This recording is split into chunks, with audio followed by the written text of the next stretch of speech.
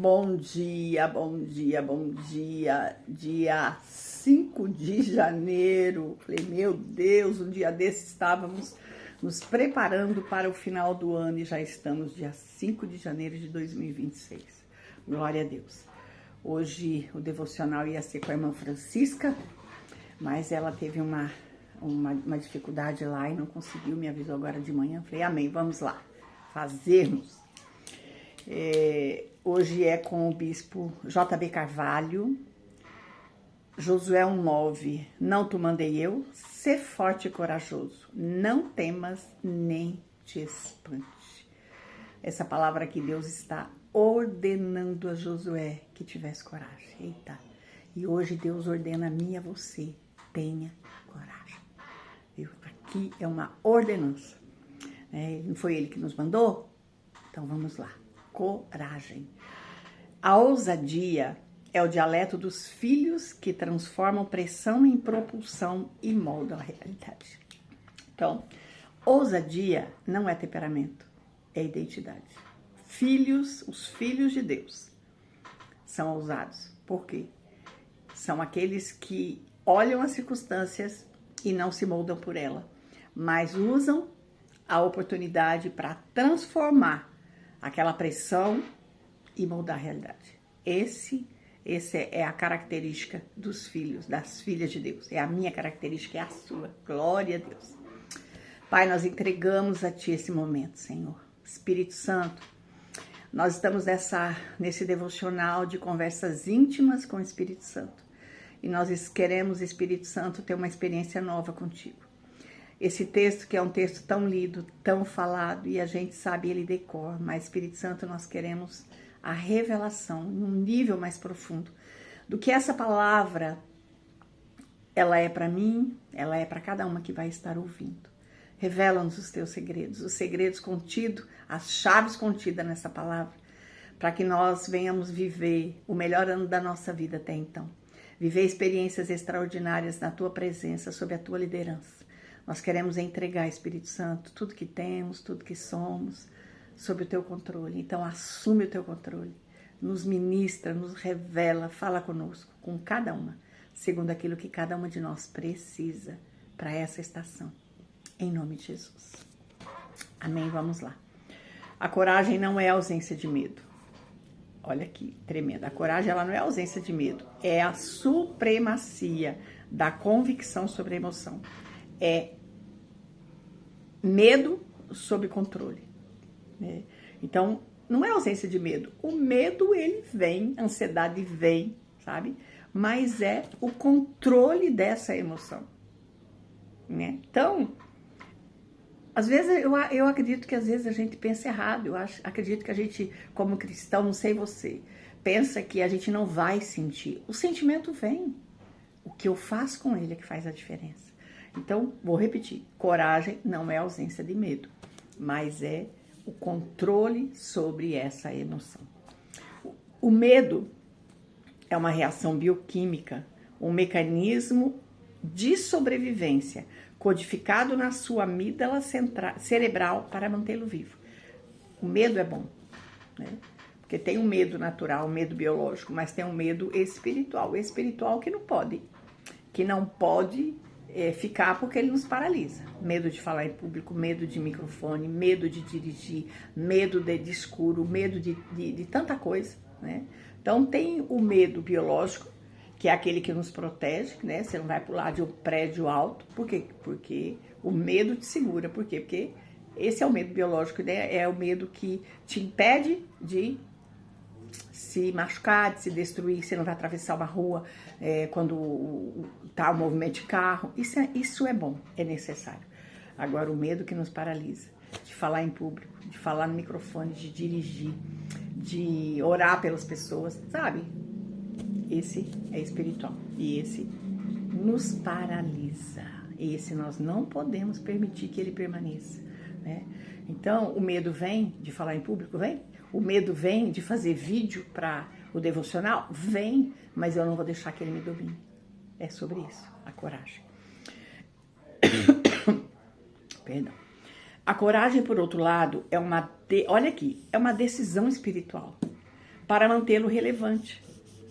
Então fala de decisão, de escolha, não fala de sentimento, né? Deus não sugere que Josué seja corajoso.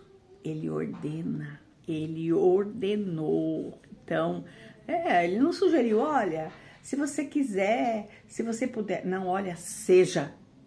Então ele está dizendo para mim e para você hoje, olha, seja corajosa.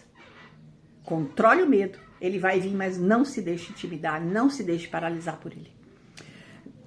Isso nos revela que a valentia não é um sentimento que se aguarda, mas uma postura que se assume. Olha aqui, é uma postura. Quando eu assumo uma postura interna, há uma mudança externa. E tudo começa dentro. Se eu não controlo meu mundo interno, eu não controlo o mundo externo. Então, para controlar o externo, primeiro tem que ser dentro de mim. Então, vivemos em uma cultura obcecada por segurança e conforto. Fugimos do desconforto, mas é justamente na zona de tensão que o milagre acontece. O milagre não vai acontecer quando está tudo bem. O milagre vai acontecer quando tem escassez, falta dinheiro, quando tem doença, quando tem um diagnóstico forte, pesado. É sob pressão, né? É sob tensão. O inimigo tenta manter a sua vida rodando, olha aqui, em modo segurança, sabe? Limitando as suas funções, restringindo o seu acesso e impedindo que você opere na sua potência espiritual máxima. É aquilo. A gente quer ficar na zoninha de conforto, confortável. Não vou falar, não vou pregar, não vou me expor. Não, tá bom aqui, é melhor aqui. Isso tudo, na verdade, é orgulho, né? Não quero ser criticada, não quero ser julgada. Por que nós erramos? E eu tenho entendido isso, né? Que eu aprendo a orar orando, eu aprendo a pregar pregando, e as oportunidades vêm, eu escolho. Quer ficar na zona de conforto? Eu escolho. Ele sabe que uma pessoa corajosa é perigosa para as trevas. Deus tem um futuro extraordinário, mas ele não vai acontecer do nada. É uma trajetória, uma construção, Deus e eu, uma parceria. À medida que eu dou passos, me posiciono, ele vai dar o segundo passo. Você sabe que eu ouvi que me chamou muita atenção e me faz refletir que Deus não vai dar o segundo passo se eu não praticar o primeiro. E aí? Entendeu? Então, ser fiel no pouco, no muito eu te coloco. É pouco, Deus não pede muito de nós, não. É 1% do meu posicionamento de obediência, ele vai abrindo as portas, ele vai escancarando, ele vai me levando para novos lugares, para novos níveis, né? Então, no reino de Deus, sentimento não governam decisões, sabe? Não governa. O que governa são convicções. Essas convicções governam o sentimento. Então, eu não tô vendo, mas eu creio. Quem falou? Deus, que é fiel. Que a palavra dele não volta vazia. Um Deus que não mente. Ele falou, então pera lá. Os meus sentimentos não vão governar as minhas decisões, mas as minhas convicções de quem Deus é. E isso é invisível, até que se manifeste e se torne visível. Então, ousadia é a linguagem dos filhos que usam a pressão como impulso. Eu e você, como filhos, nós vamos usar a pressão como impulso para nos levar para o próximo nível, para viver aquilo que Jesus falou, que os sinais nos seguiriam, né? Em meu nome fariam. O que nós faríamos? Expulsaríamos demônios, oraríamos pelos enfermos e tantas coisas, né? Que aconteceria, mas nós precisamos de coragem, nós precisamos de ousadia, né? Então, olha, a covardia é o aborto do destino, misericórdia, olha aqui, a covardia é o aborto do destino. Uma palavra que me impulsionou na minha jornada era que os covardes não herdariam o reino dos céus. Então, quando surgia um convite para alguma coisa que me gerava medo, insegurança, vergonha, timidez, eu lembrava dessa palavra, os covardes não herdarão o reino dos céus. Eu falava, epá, aí eu aceitava. Só Deus sabe o que eu tive que enfrentar aqui dentro, os gigantes externos que tentavam me segurar, mas eu me submetia, eu orava, eu jejuava, eu chorava, mas eu ia, fazia, eu fui fazendo para poder romper. E ainda estou na jornada, porque é uma jornada, não não estou pronta, eu estou no processo. Quando você recua diante de um gigante, olha aqui, presta atenção. Você não está apenas preservando a sua imagem, está enterrando o seu talento. Uau! Olha, vou repetir. Quando você recua diante de um gigante, o gigante do medo, o gigante da timidez, o gigante da autoestima baixa, o gigante da... Ai, sou tão pobrezinha. Sabe? Você está enterrando o seu talento. Você não está apenas preservando a tua imagem, porque isso é orgulho, a raiz é o orgulho. Porque não quer ser criticada, não quer ser julgada, sabe? Há uma raiz, às vezes, de rejeição, né? Porque o rejeitado, ele não quer ser rejeitado, ele não quer ser julgado, ele não quer ser criticado, ele quer ser amado.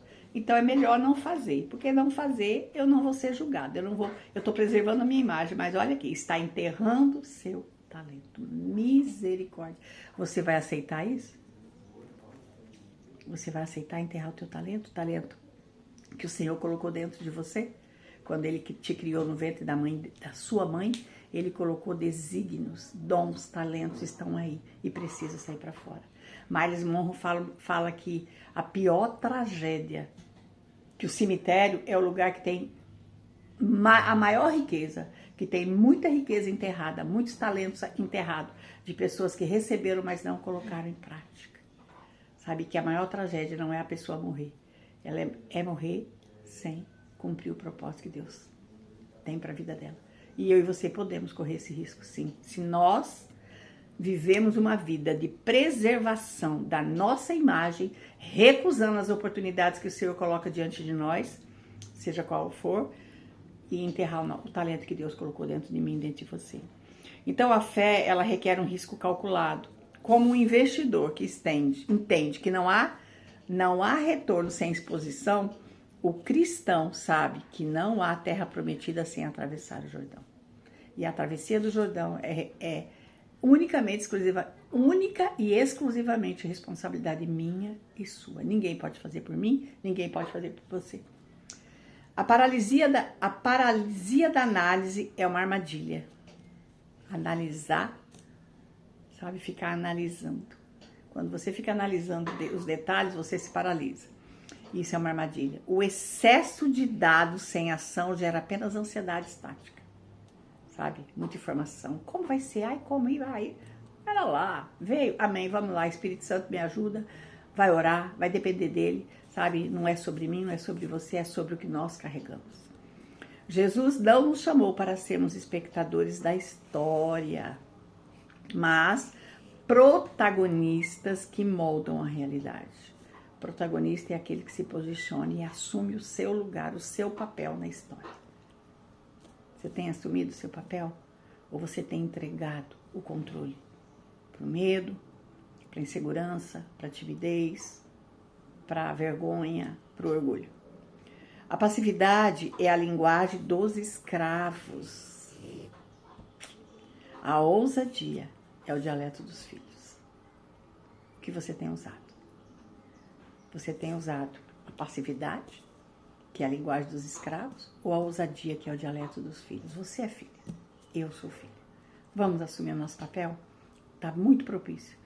Início de 2026, vamos viver o melhor ano da nossa vida até então, viver coisas extraordinárias que ainda não vivemos e correr para o nosso futuro, assumindo o nosso papel de filhos.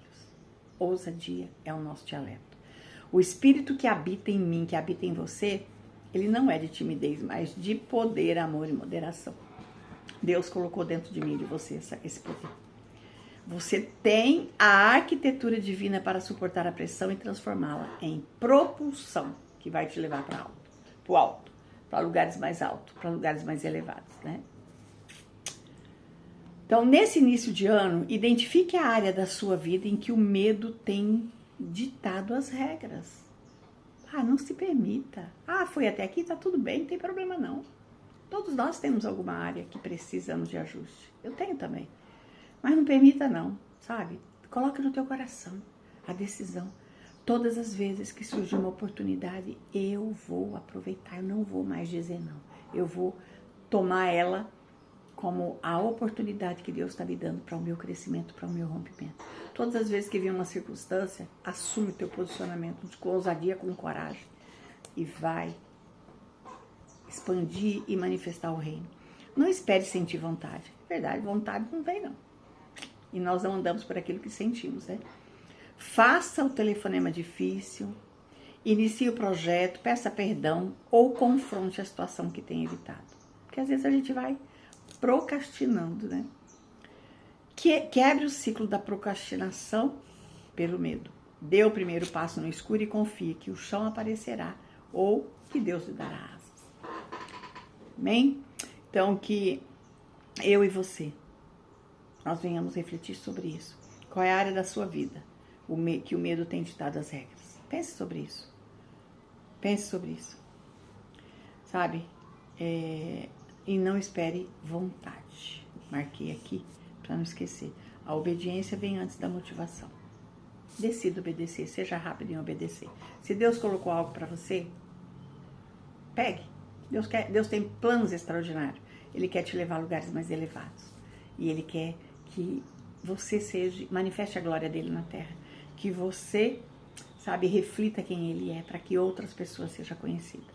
Né? Então, ontem eu ouvi uma mensagem do pastor Diego, uma bênção, ontem no culto da tarde. E ele falou que muitas vezes, sabe, nós não precisamos falar. Nós vamos falar, tem até ele falou o nome do autor, mas eu não lembro, que fala sobre isso, que quando for necessário, pregue. Quer dizer, a nossa vida é uma pregação. O nosso comportamento, as nossas ações. Né? As pessoas vão olhar e ver. Não é só pelo que nós falamos, mas é pelo nosso estilo de vida que vai manifestar a graça de Deus. E é isso que vai refletir a glória de Deus. Amém? Que você tenha um dia abençoado. Que Deus te abençoe e que o Espírito Santo te revele os segredos que Ele tem a teu respeito. E que você se posicione nesse lugar de filha com ousadia, com coragem. Dominando o medo, dominando a insegurança, dominando a timidez. E vencendo e rompendo para o futuro extraordinário que Deus tem para a sua vida. Em nome de Jesus. Deus abençoe você.